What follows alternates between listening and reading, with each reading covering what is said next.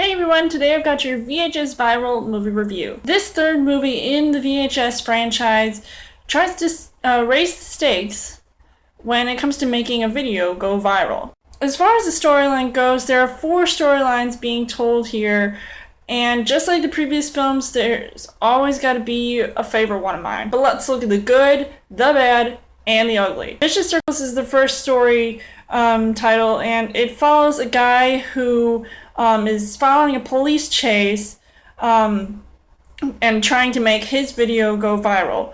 Now, of course, he's not the only one filming, but we see his perspective throughout this entire story.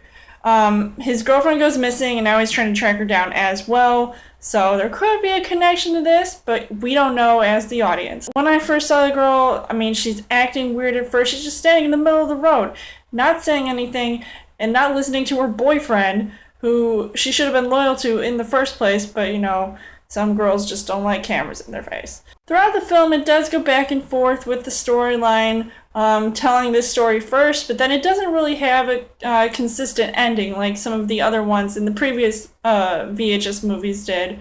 I think this was actually the longest storyline, so it actually was trying to connect it.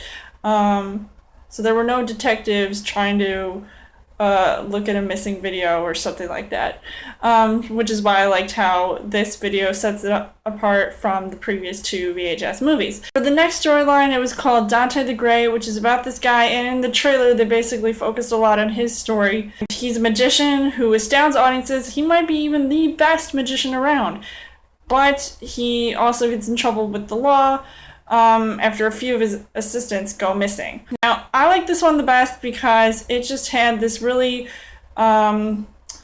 unique filming style, and it was showing all these different people's perspectives. Anybody who basically had a camera, they would just edit all those cuts in, so it was really cool to see. And it was making him look like he was on a show on the Discovery Channel, I'm just saying. Not that I really watch the Discovery Channel that much, but it just looked like that to go with it. And the special effects in this storyline, I thought, were the best out of the bunch. And I liked how realistic that it all looked, and it just made me see magic in a whole new way. If it is real, I don't know. But one part did have me turn away because it was just so depressing to watch. I don't really want to say it, but it had to do with the bunny. We've also got our third storyline, which is called Parallel Monsters, which I thought was the weirdest, and it kind of reminds me of one of the storylines from VHS 2, because it was not in English, it was in Spanish. It was really going down the alley of being like a sci-fi horror type storyline. Had this one guy have a mirror image of himself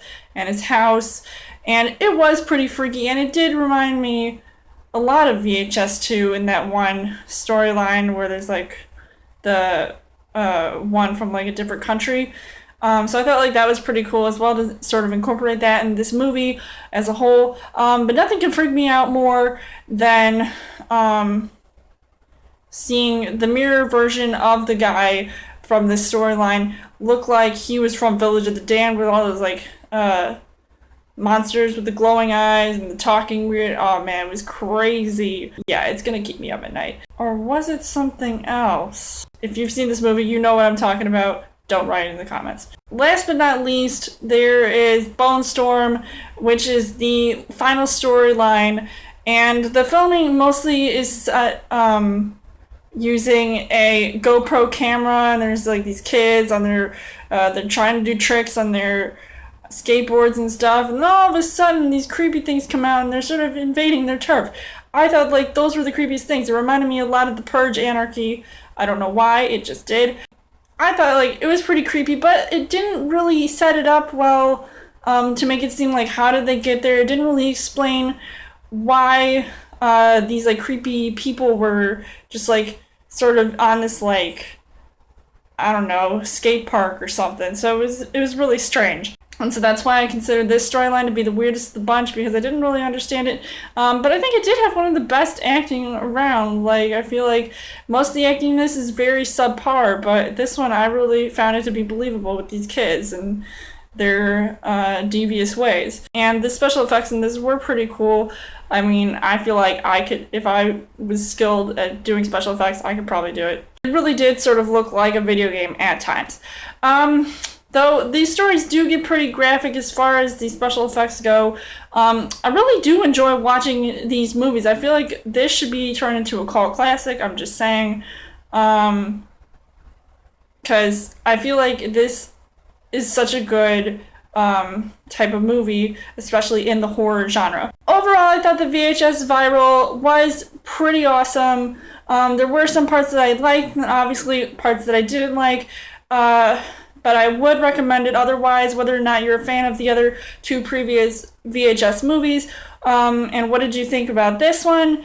And on the heart rate scale, I would give this 3 hearts. So let me know in the comments what you guys think of VHS Viral, and as always, you guys can subscribe to my channel. I've got more movie reviews, movie updates, come back over for a Chill Thursday video. You guys can also like me on Facebook and follow me on Twitter, and I'll see you guys later.